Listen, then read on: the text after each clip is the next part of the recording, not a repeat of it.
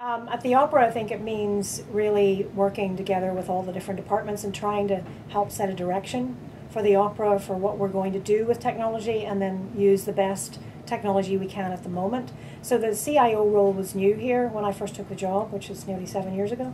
But the goal there was to actually make technology and business process improvement, which I think is the part of the CIO job that's really important here, make that kind of forefront to what we're trying to do. So it's all about trying to improve how we run the business. This year's been focused on a couple of different aspects. One is we've been doing a lot of server virtualization. So on the back end side of things, we've put in a whole virtual server architecture, and we're actually re-architecting our network in order to better support new applications that are coming down the line. So we're separating out from the security perspective the outside access versus what's inside. So we're kind of beefing up our whole security architecture that way. So that's the back end stuff. On the front end for the users, we're about halfway through rolling out new desktops with Windows 7 and Office 2010. So that's on the hardware side. But on the software side, the major software initiative is around our customer relationship management system, which is a system called Tessitura. There's a major upgrade to that. So we're focused on a data migration and trying to get ready to do that before the end of June. And with that upgrade, it means that we can do a lot more with our patron-facing initiatives. So the other one that's a really important one going on right now is what we do on the web. So in my role, I'm responsible for sfopera.com for e-commerce, and that's our outreach to our patrons. So we're doing a lot on there, most especially in the areas of social media and a blog that we started quite some time ago. And we're hoping then in the July timeframe to have rolled out an iPhone app, a mobile web application, as well as an iPhone app.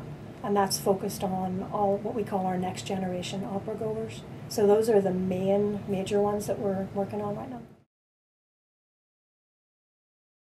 Oh, at the Opera here, it's pretty crazy. It can go the whole gamut from maybe having to fix somebody's phone to actually sitting down and having a strategy meeting. But for example, today we were focused on planning ahead to when the city retrofits the building next door, the Veterans Building, because by 2015 or 16 we might be able to expand into that building. So today we were focusing on what would need to be in place for an infrastructure to make that happen. So that's one of the things that happened today. And then also working with the marketing department on some new patron initiatives around sales of our summer operas. So, you know, it's the whole gamut, but usually it involves some aspect of talking with marketing about what's going on in the patron space, helping with any infrastructure things that were for future planning. And then the other one that we were working on this week is trying to help our telemarketing and telefunding vendors over at the other building to optimize how they're using their systems. So it's kind of all over the place. Yeah. And then in the middle of all that, I'm doing the social media in the background, Twitter and Facebook, and keeping an eye on the Google Analytics on the website. Well, the buying behaviors are certainly, we plan ahead 2 years out for what we need for our capital needs. And actually, we've come up with a good model where each year I know what I can spend, obviously, because we plan it ahead. And we've been able to really grow what we've done on the infrastructure side despite the budget limitations. So I think there's been a really strong understanding here that we've got to keep investing in the infrastructure. Otherwise, we'll be right back to where we were 5 years ago, where we had to replace everything at once. So I think one of the challenges is to find a way to do things with the money that we have, and certainly moving to the virtual environment for servers seemed like a really smart thing to do. So that's one of the areas where I think we've been able to be very effective with the use of our budget.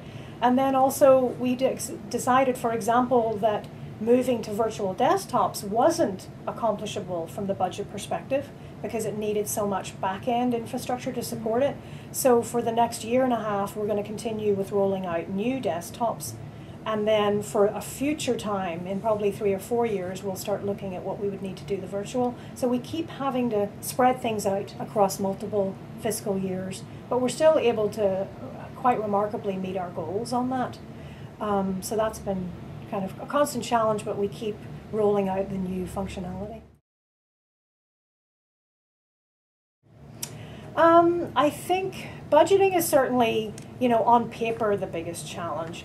One of the other challenges, which is really kind of interesting, is how to tackle, for example, the general director is stopped by some board member who says, why aren't you doing cloud computing? Why aren't you doing, and there's all these buzzwords or new technologies that we're having people ask people about, and they all want to know when we're doing it. When will you have this? When will you have that?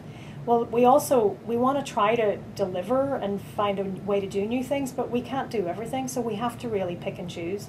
So sometimes that's a real challenge, trying to explain why we're not moving everything to the cloud, or why we're not rolling out every form of app that you can do. So that's a constant challenge, is trying to keep up the enthusiasm, because we want the support from the board and other members of the public, but also being able to be realistic about what we can do. And just because it's technically possible doesn't mean we should be doing it if it doesn't have a real purpose.